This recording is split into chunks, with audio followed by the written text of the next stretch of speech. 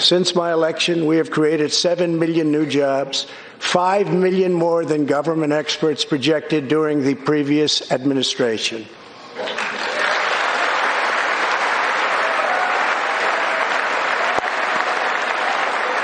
The unemployment rate is the lowest in over half a century. The unemployment rate for African Americans, Hispanic Americans, and Asian Americans has reached the lowest levels in history. All right, that was President Trump touting his economic accomplishments during last night's State of the Union address. My next guest thinks the president solved a problem highlighted more than 50 years ago. Watch. This administration today, here and now, declares unconditional war on poverty in America. Oh, yeah. Joining us right now is presidential historian, author of the great book Inside Trump's White House. Doug Wead is here. Doug, good to see you this morning. Good to see you, Maria.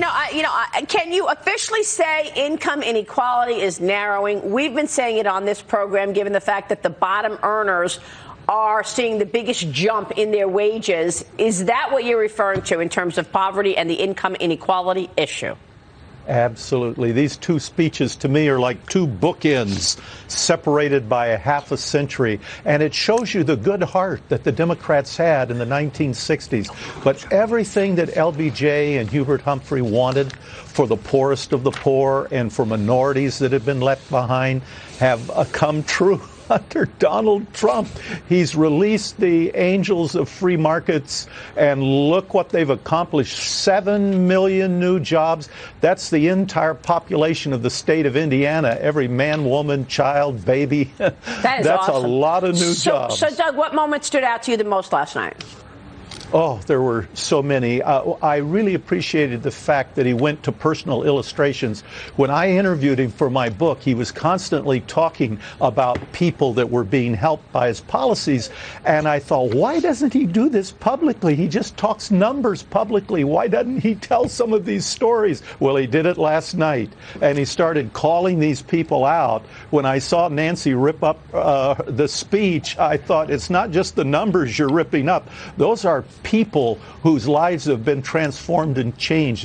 It's easy to get used to peace and prosperity. Take it for granted, who cares? But when you don't have it, it's everything.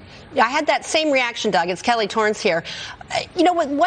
Talk about the stories. And to me, I was moved to tears. I'm not going to deny it with, seeing these great Americans. And I have to say, when I saw, some of the congresswomen, Rashida Tlaib, Ilhan Omar, refusing to stand when Donald Trump introduced Charles McGee, the 100-year-old Tuskegee Airman.